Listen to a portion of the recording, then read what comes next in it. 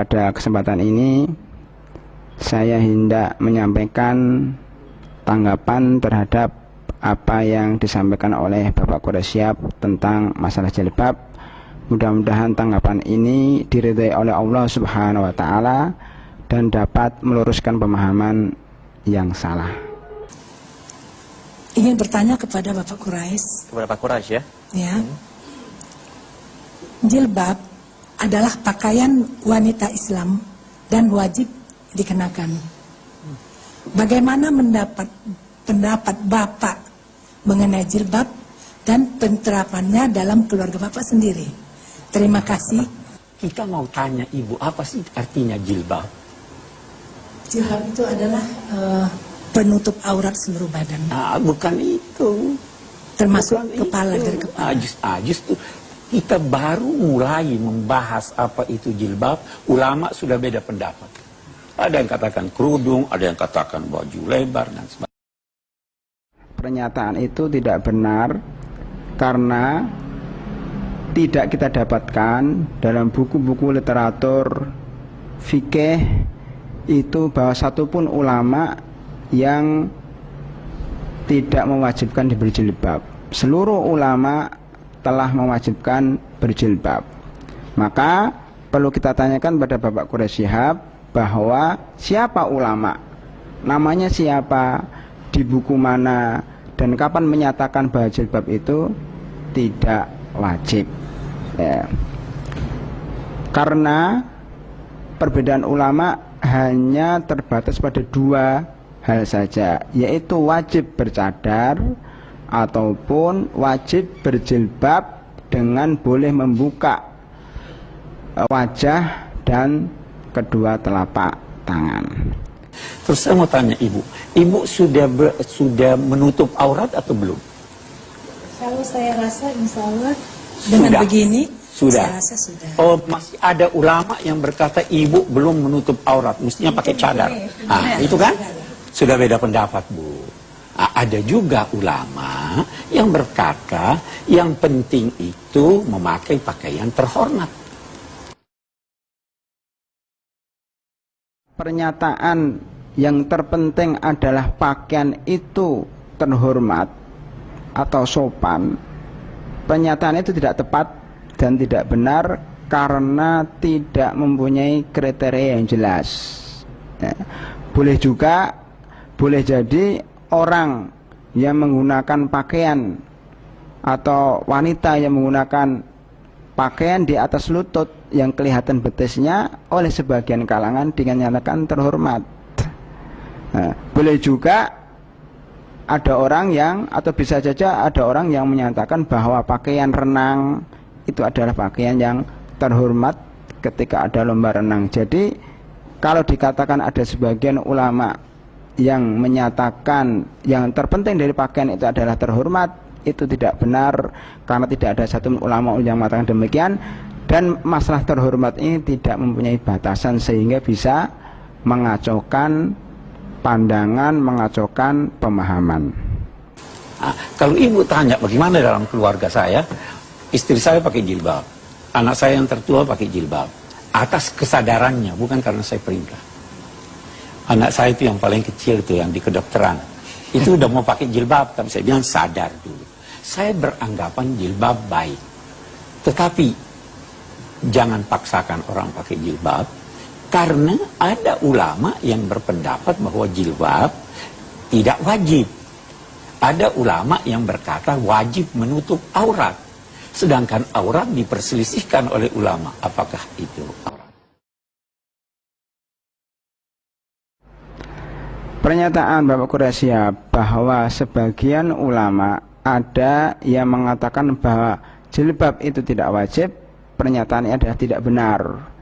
Karena seluruh ulama mengatakan bahwa jilbab itu wajib.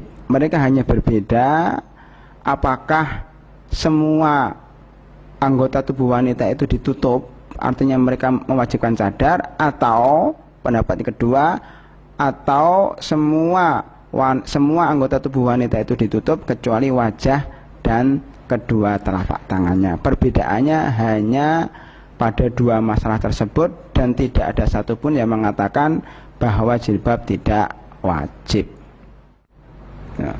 Bapak Quraisy Syihab mengatakan bahwa para ulama berbeda pendapat di dalam menentukan batasan aurat. Kita katakan memang benar para ulama berbeda di dalam menentukan batas aurat perempuan. Tetapi sekali lagi perbedaannya hanya pada apakah wajah dan telapak tangan itu aurat atau tidak.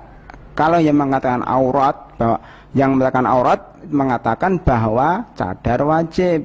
Yang mengatakan wajah dan telapak tangan tidak aurat, berarti mengatakan jilbab itu wajib, tetapi boleh dibuka wajah dan kedua telapak tangannya. Tidak ada satupun ulama yang mengatakan bahwa rambut bukan aurat. Tidak ada satupun ulama yang mengatakan bahwa bagian terdalam wanita seperti payudara dan sebagainya bukan aurat. Tidak ada satupun ulama mengatakan bahwa betis pun bukan aurat. Tidak ada yang mengatakan seperti itu. Jadi perbedaannya hanya pada apakah wajah dan telapak tangan kedua telapak tangan itu aurat atau tidak. Nah, itu yang pertama, Bu. Yang kedua yang perlu kita garis bawahi bahwa ini orang pakai jilbab sejak tahun berapa tahun ini? Kira-kira 20 tahun, 30 tahun belakangan ini. Di Indonesia? Di Indonesia, ya toh? Dulu itu istrinya Buya Hamka pakai jilbab atau tidak? Tidak. Tidak. Ya kan? Aisyah pakai jilbab atau tidak? Muslimat pakai jilbab atau tidak? Tidak. Itu pertanda bahwa sebenarnya ulama beda pendapat. Nah, kita ingin orang memakai jilbab itu dengan penuh kesadaran. Pernyataan Bapak Quraisy Syihab bahwa kewajiban berjilbab di Indonesia ini baru muncul 20 tahun terakhir ini. Kemudian sebagian tokoh Muslim Indonesia seperti Buya Hamka, istrinya pakai jilbab. Kemudian juga bahwa Muslimat Nahdlatul Ulama juga nggak pakai jilbab. Itu kemudian dijadikan dalil bahwa ternyata para ulama berbeda pendapat dalam masalah ini. Pernyataan seperti itu tidak benar. Karena di dalam mengambil sebuah hukum, di dalam mengistimewakan sebuah hukum tidak boleh menggunakan sikap per orang, tidak boleh menggunakan perilaku perorangan. Ya. Kalau dikatakan bahwa istrinya Buya Hamka tidak pakai jilbab, maka dari itu kita boleh meniru istrinya Buya Hamka. Kita katakan kepada Pak Quraisy Syihab, istrinya Nabi Nuh itu kafir.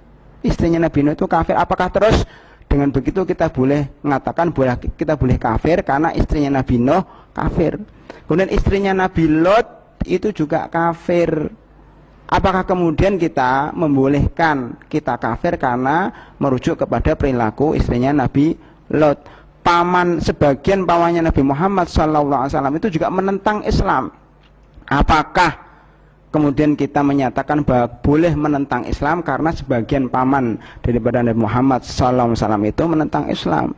Juga anaknya Nabi Nuh itu juga tidak mengikuti ajaran Nabi Nuh, tidak mengikuti ajaran Islam. Apakah terus kita boleh mengatakan kepada anak kita, wahai anak, engkau boleh menentang Islam karena anaknya Nabi Nuh juga menentang Islam? Tentunya ini tidak bisa diterima.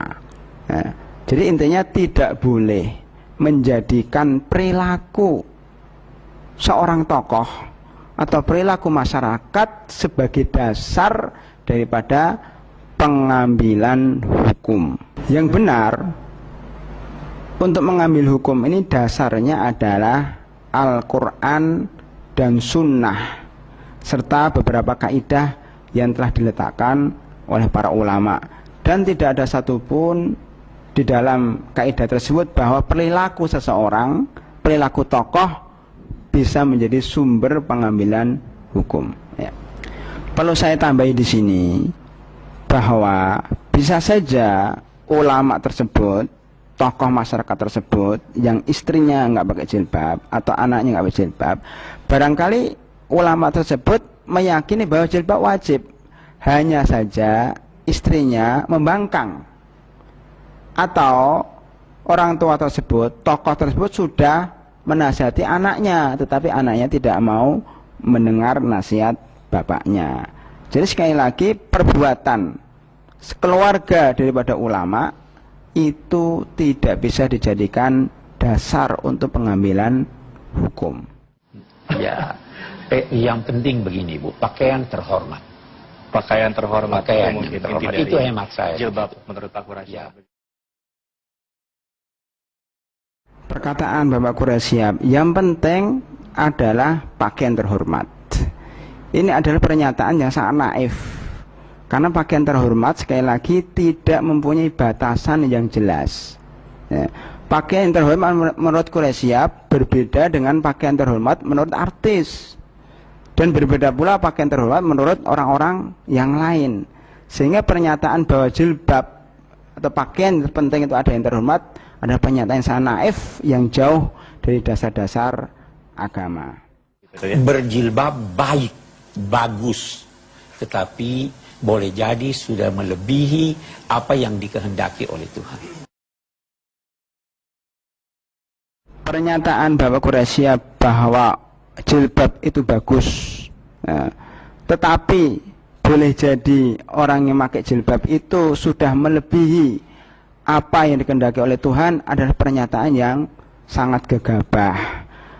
Karena kalimat berlebihan itu menunjukkan negatif.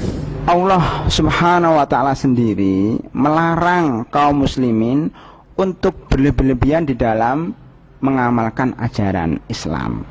Karena orang yang berlebihan di dalam mengamalkan ajaran itu maknanya adalah negatif, sesat dan menyesatkan. Oleh karena itu kalimat boleh jadi orang yang menggunakan jilbab itu berlebihan di dalam mengamalkan Islam dan boleh jadi sudah melebihi apa yang dikehendaki oleh Tuhan adalah pernyataan yang sangat sembrono, dan itu menyamakan bahwa orang berjilbab itu telah melanggar pesan-pesan Allah untuk beragama Islam secara wajar. Kemudian yang perlu saya tekankan di sini bahwasanya memang kita harus menghormati perbedaan pendapat di dalam agama Islam ini. Tetapi yang kita hormati itu adalah pendapat-pendapat yang memang masih dalam koridor ajaran Islam dan menggunakan metode yang telah diletakkan oleh para ulama. Sebagaimana yang dikatakan oleh salah seorang ulama, tidak semua perbedaan pendapat bisa diterima kecuali perbedaan pendapat yang masih dalam koridor syariah. Demikian apa yang saya sampaikan ini, mudah-mudahan dapat bermanfaat bagi kaum muslimin dimanapun juga berada. Wabillahi taufiq wal hidayah. Assalamualaikum warahmatullahi wabarakatuh.